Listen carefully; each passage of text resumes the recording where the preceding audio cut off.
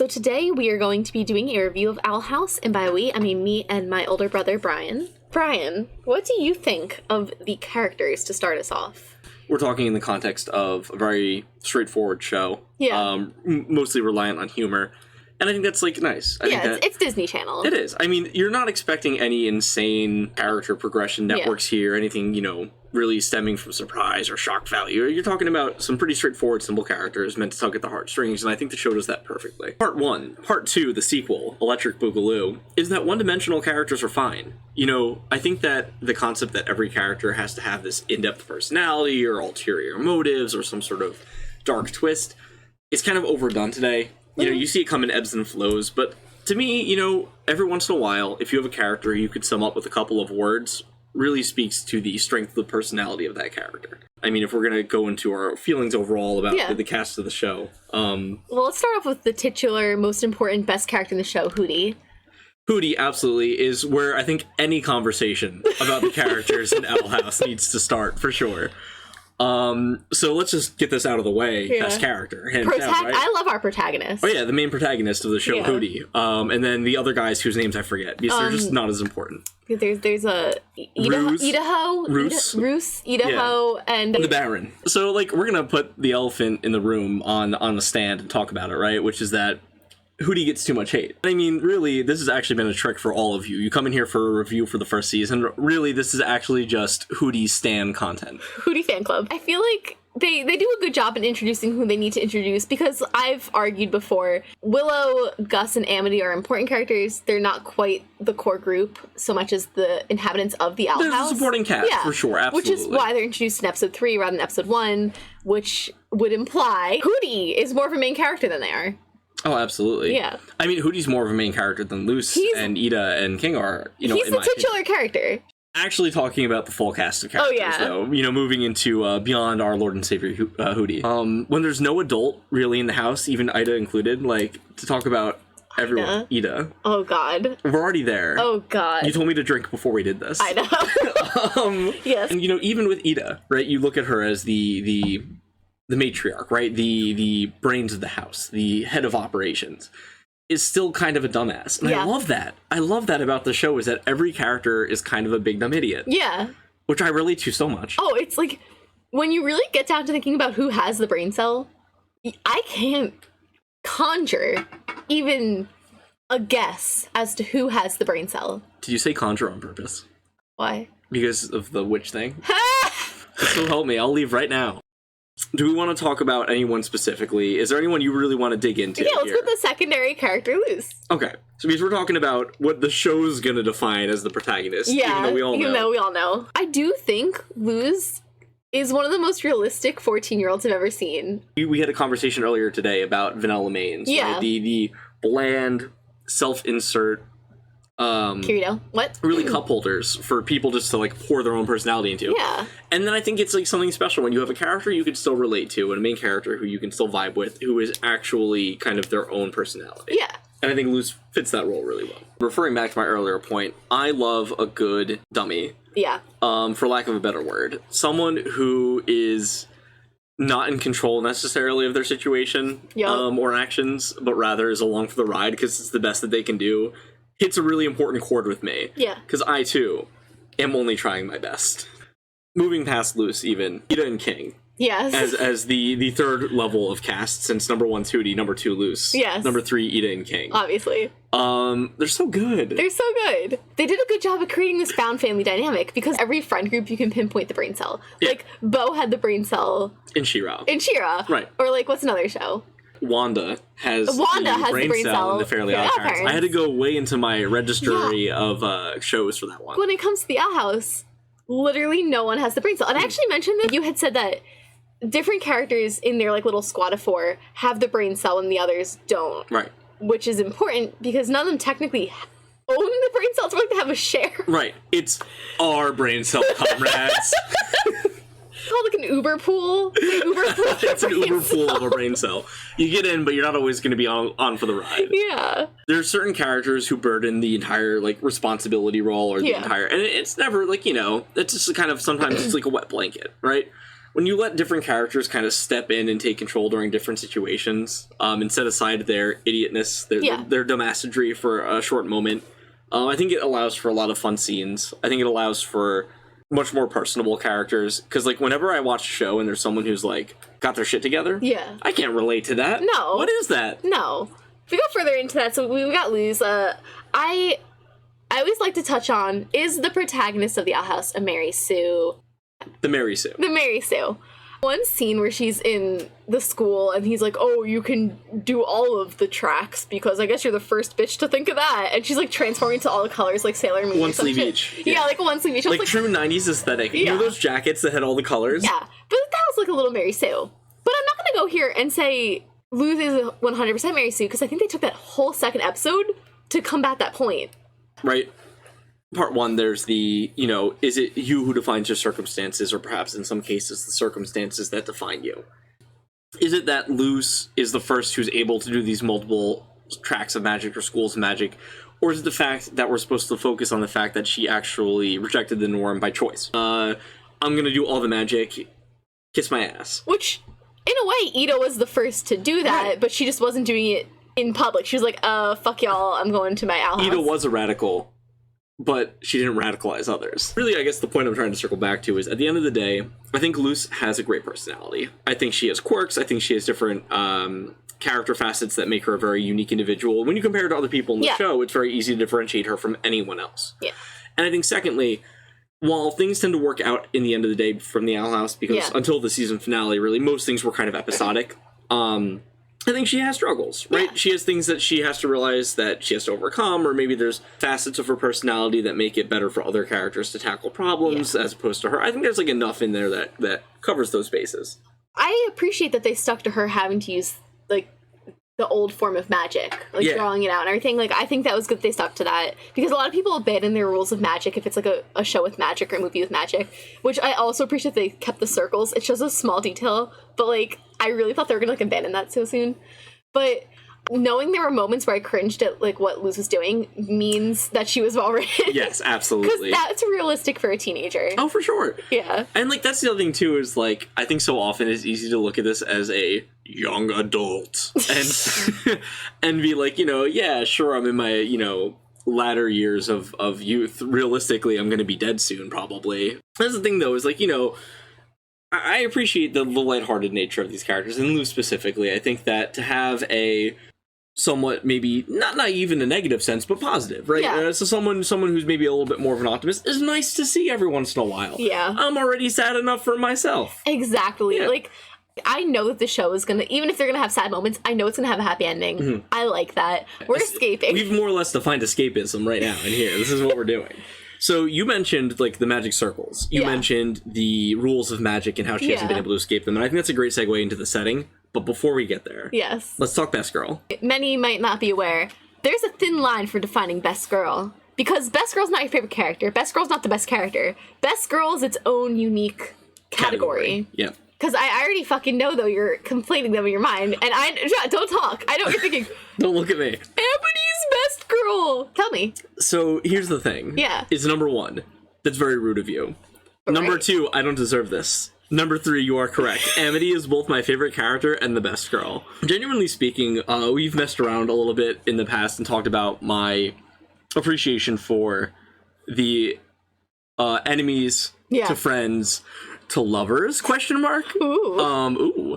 And it is, number one, I think, one of the best tropes. Yes. I think that it creates a lot of very realistic character dynamics and feeds into itself in a sense of not creating this kind of bland, passé, you know, relationship. I think that the one with Amity, or rather her dynamic with Amity, is just really well written. Yeah. I think it's nice. I think it's great. I think it's like, it's a cool instance of a character helping another character better themselves, and then that latter character turning around and saying, you know, who is this person to me?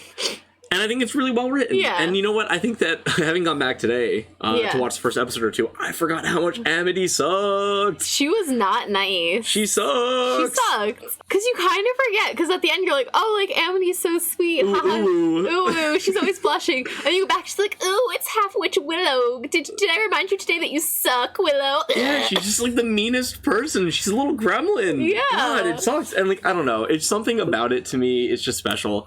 And, you know, I'm loose in Amity trash. Yeah. Disney better pony up. Pony up? Pony. For what? I don't know, I'm thinking of My Little Pony. Why? Also, like, to go with your point, because I also think that if I had to pick a favorite character, it would be Amity, because I, too, am a basic bitch. But, like, I think for different reasons, I like bitch characters. Right. Like, Oh, you do? I love characters that are just mean and evil. Like, that's my dream, is to be that character on a show. And when she rolled in on top of her cauldron, like, checking out her nails, whatever the fuck she was doing, I was like, oh, she's gonna be an asshole. I already love her. But best girl is Willow. My reasoning is she has the je ne sais quoi sans. I feel like you added, like, one too many syllables. The Jojo Siwa. Willow has this best girl quality of, like, what I look for in a best girl is a change in attitude. And while, yes, Amity is very reflective of the Weiss kind of character, being very cruel and mean, and then, you know, finding the power of friendship, that good stuff, turning into, like, this really supportive person, I do think that Amity has the power to one day become my best girl and dethrone Willow. But at the moment, I'm looking for the shift in the way Willow has a glow up in confidence. Oh, sure. She starts off being like, oh, I can't do anything. That was a good impression. And I wish I knew the names of the episodes better. She, like, has, like, the little clip, and she's like, I had a glow up. I'm confident now. Fuck you, Basha. And I was like, best girl. I mean, I respect that. And here's the thing is that while we're going to say best girl shouldn't have personal ties, the fact of the matter is it does. It does. I think that maybe the way that we could sign some context onto this is by talking about what would be arguably the most perfect example of a best girl from any show to have ever existed. Oh. Uncle Iroh. I think this show has multiple Uncle Irohs. Honestly, Zuko is a secondary Uncle Iroh. Like my first cartoon crush. My first cartoon crush was Raven. The first, like, concrete example I can think of is Sam from, I know there's so many Sams in cartoons. Give me a second. Danny Phantom. Oh, the goth girlfriend? Yeah. She was my first goth GF when I was, like, I don't know how old I was when that show came out. 8? Wait, I was also into, the girl from Code Lyoko who was kind of goth. Oh, the goths always, like, were kind of a best girl. The goth equals best girl, so I guess the real question is who's the most goth, and Amity. the answer is Amity, and therefore, checkmate. Okay, I did just play myself. So, I guess I'll concede, Brian. I'll agree with you that, as of now, Amity is best girl. I really, like, I have a feeling Gus is gonna, like, as the locals would say, bias wreck me. I think that certain characters in the Owl House have, like, a great levity to them. Yeah. Where it's not too serious. And I do love Gus for that reason. Yeah. Even with Willow and Amity, we had that one. Alright, we're gonna talk about best episodes, or is that on the list? That is on the list. That's on the list? I'll wait. Okay. But all I'm gonna say is that I think Willow and Amity shared the best one. Spoiler alert, there's only one episode that involves them both heavily. That's so That fake. I'm talking about. You know the one. No, you're being fake. No, it's definitely that one Wait, episode. who did you say? Willow and Amity. Willow and Amity? Yeah. They share multiple episodes. They share multiple episodes, but there's one that's focused on the I two thought of your them. favorite episode was Grom. My favorite episode is Grom, I guess. Don't do this to You're me. being fake. I'm being so fake. Do you want me to do an impression of you, like, 20 minutes ago, Fine, Brian? go ahead. Here, I'll do my Yeah, impression go ahead. of I Brian want to 20 hear minutes. it. Yeah. Go ahead. Grom's my favorite episode. Number 1, Grom's still my favorite episode. But much as your personal favorite character can be separated from Best Girl, so too can my personal favorite episode be separated from the objectively best episode. Shannon. Alright, so it's setting. Let's start with world building and lore. I love 2 things in this world and nothing else. Number 1, pizza. Number 2, world building and lore. I was getting just as much lore in each episode as episode 1. Like, episode 1, you're kind of thrown into the world, but by the last episode, I'm still learning about, like, the Emperor, about their political setup, like, about how it connects to the human world. And I think it's important to kind of be feeding information rather than, like, being like, boom, information, and then not, like, addressing anything new for the rest of the season. Right. Season. You may have convinced me otherwise, as opposed to what I was going to say. Okay. Which is that I think that some of the foundational lore and elements of universe building for Owl House is really phenomenal. But I could use some more. Yeah. I think that there's certain things they've started to scratch at that I really want to have expounded upon further. Yeah. I think that they kind of very briefly introduced the idea of covens or tracks of magic and then kind of like move on, right? There's certain elements about the island itself and its origins and the fact that they draw the power from it. There's a lot of seeds that have been planted that I am waiting to be watered. It is one of those things where it's hard to do. Season 1. Yeah, it's like one season. 1. Yeah, like, it's the first season. It's hard because like shows that you know are finished, it's a lot easier to like drop criticisms. Sure. Whereas now it'd be like we'd look like assholes if we're like, well, then what about this? And the next season they address it. How have you guys not answered all the questions about your show in season 1? It's so rude. So rude. You get the idea of like houses, but it'd be like their covens, but they go further into like how this connects to like suppressed magic and like how once you're in one coven you lose your magic for everything else, which is such an interesting concept about how the Emperor is trying to like suppress magic from everyone except those who work for him. Right. He's manufacturing utility in very kind of specific direct paths and blocking people off from other resources that might otherwise help them. Yeah. Right? In our own society, you think about the concept of medical knowledge, academic knowledge, really as a more general concept, being restricted by certain thresholds that are very arbitrary. Wealth, status, right? Access to certain locales and universities and things like that. And how it's really a manufactured tool used to kind of keep people less autonomous than they could be. And I think that's a very interesting concept of the Owls. Is maybe accidentally brought up. I don't know how intentional it was, but this concept that, like, right, everyone's only allowed on one track. You do what you're supposed to do, you fulfill your role, and you don't question it, right? I know in the like the convention, I hate that. Convention. Luz was like being like, oh yeah, Ida, I get it, like individualism's good and like being in a group's bad, but I don't think that's the point. Like I think the point was like being an introduction to how the Emperor is like suppressing power. Not like they even talk about how like he was like, oh, like the knowledge they had was dangerous. Like they even talk about how like he was suppressing knowledge. Right. Like, you know, like some textbooks in some countries. It is curious to think about though from that perspective. Yeah. When you talk about really that restriction of knowledge or that limiting access of utility to different groups of people. And it's funny because I know this is coming from like the giant corporation that is Disney. Oh boy. But Disney, I honestly think, is willing to like send out so many messages that they straight up go like against, and they just don't care because they're still getting money. Right. The fact that Disney will do something if it's profitable. And I think that the Owl House is a great example of how Disney has said to itself, some aspects of progressivism are profitable. So we'll do it now after having worked against that for so long. Yeah. Right? Okay. So I do think the lore in the Owl House, that's one of those things where it's, as of now, I think they're going in a good direction. We won't know for sure until later. Oh, for sure. But if we're going to the actual, for setting... It's such a established cornerstone of the show, right? It's the Owl House. It's where Ida is. It's where Luce is. It's where they are able to kind of do their thing outside of the eyes of public criticism and, you know, judgment and even repercussions of the law. Yeah. But now that they're on the run, and the Emperor knows where they are, what is the likelihood that they're going to have to go somewhere else? What is the likelihood that Hootie can just uproot himself? Like that one episode where the house literally uproots itself and goes somewhere else. Well, hear me out. Yeah. You're talking about Hootie's, like, moving hassle. The names, the names of these episodes, if you pay attention, are fucking golds. Anyway, they've now fully defined themselves as public enemies, number one. So I'm curious to see where they go in front of that. I mean, if there's closing notes on the setting or, like, things to say, I think the world's enchanting. I think it's the perfect blend of important notes about how magic and things work, and then also a certain level of not caring that I think is so important in a mystical universe.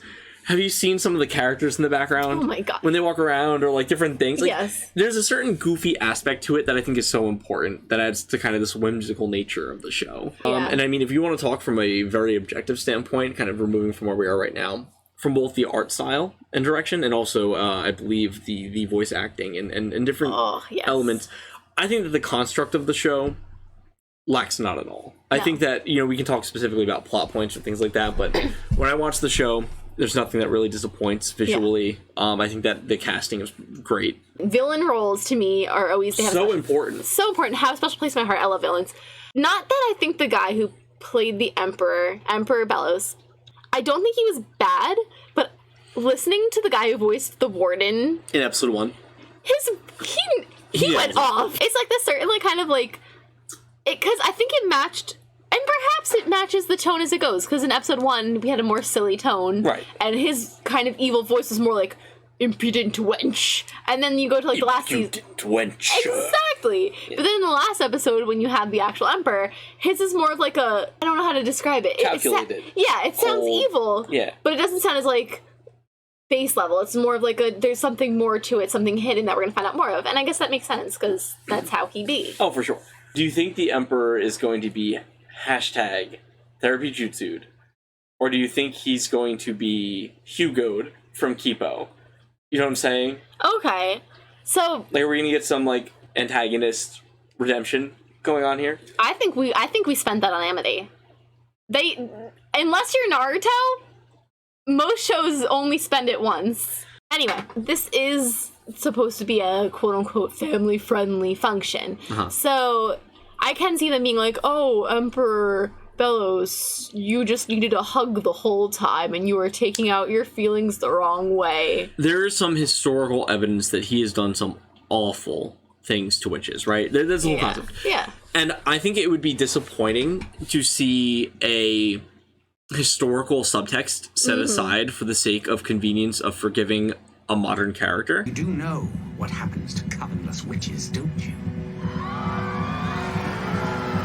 But the thing about Disney in the United States is that they love to do that. Anyway, my whole point being that I think it would be interesting to see him actually held accountable. Yeah. But given a few hints that we've gotten, the obscurity of the character and also the concept that I believe when he said that he wasn't looking just to get that door from Luce to invade the human world and nothing else. Yeah. I think there's some more going on there in the background. I'd like to see him fulfill sort of a Shadow Weaver kind of role. One of not redemption, but perhaps an attempt at atonement. This is a big thing that's been happening. You said this was a great year for television. A great year for shows. Spec-fucking-tacular. It's been a spec-fucking-tacular year for shows. And I think that one of the big themes that has been making its rounds in recent shows is the unveiling or the development of a greater evil. Yeah. Every single time you see a character or an aspect be the antagonist or act as the antagonist for a show, i.e. Amity. Yeah. Right? Then it moves from being Amity to being perhaps the Lilith. System at large or Lilith. Yeah. And then it moves from being Lilith or the system at large to being the Emperor himself. Yeah. And every single time this happens, we see in these final moments of the show or towards the end of the show, this greater evil. Yeah. Season 3 for Avatar, right? Fire Lord of Fire Lord of Right?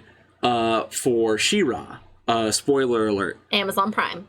Amazon Prime. For the United States, spoiler alert, Amazon Prime. But you know what I'm saying? I think it would be something that I wouldn't be shocked at to see if down the line we realize he's actually more of an empathetic character. Yeah. Which, okay, I can't spoil this for you, so... But you can maybe. Oh, not for me? No. It's a spoiler for me? It's a spoiler for you. What show is it? Oh, he's scurrying away like a little field mouse. Anyway, Season 3 of Infinity Train has done something that I want more shows to be doing. I talked about Lotso the bear from Toy Story 3 having the same treatment. A character that's given a valid villain origin story and a valid reason for doing the evil they're doing, but they're still not forgiven or redeemed. And I think this is important. People do horrible things for reasons, but reasons should never be conflated with explanation. So yeah, maybe Emperor Bellows has some origin story that like says like, oh, this is why he's doing what he's doing. It's still not an excuse. So I'd like to see him get the Shadow Weaver treatment of being like, okay, well, here's me like either trying to make up for it or addressing it or calling my evil what it is, but not being like, okay, well then all is forgiven and everyone hunks it out. Because I do like when characters sometimes face the repercussions of their actions. And I think we're already getting a lot of characters like Amity and Lilith who did shitty things, had reasons, and now are trying to make up for that, and they're getting redeemed. So I think that we're already getting some of that. It'd be nice to see some of the other side, where in a more systemic sense, someone's doing evil doing rather than on personal levels. So it's harder to just brush aside. So similar to in Season 3 of Infinity Train, he did some shitty things. He had his tragic origin story, whatever, a cat ran away from him.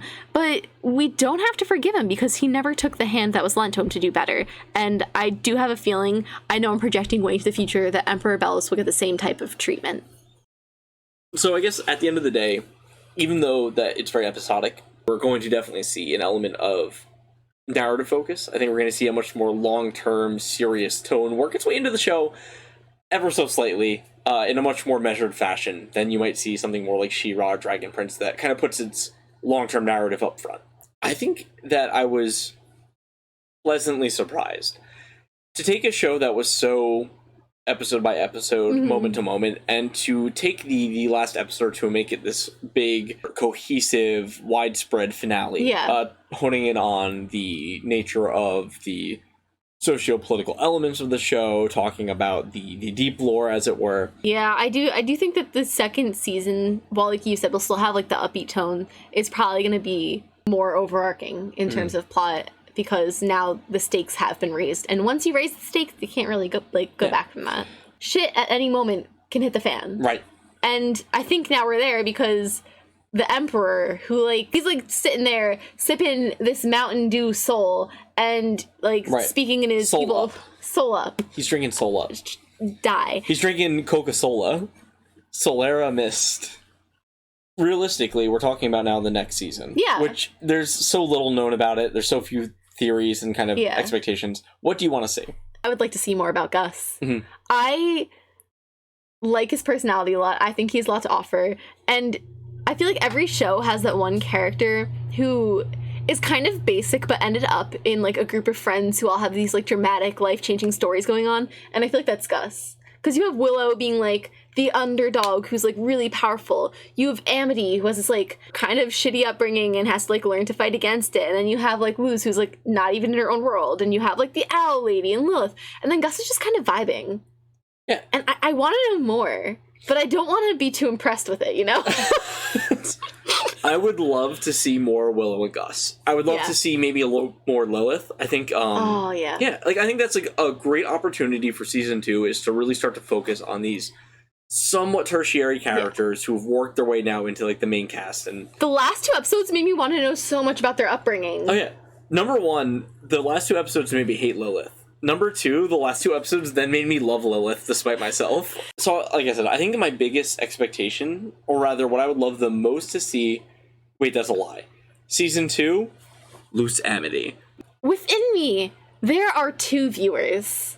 One recognizes that it's so important right now to take the next step from some of the shows we've been getting and not just having, you know, an LGBTQ plus couple only become canon in the last episode. I understand that's an issue, and I do want it to be canon sooner. Another part of me likes slow burns, and I don't know what part of me, like, I know for the society, part 1 should win, but I'm a selfish little gremlin. You're definitely probably more right in the sense of Disney being cowards. They're cowards. But I'd love to see it.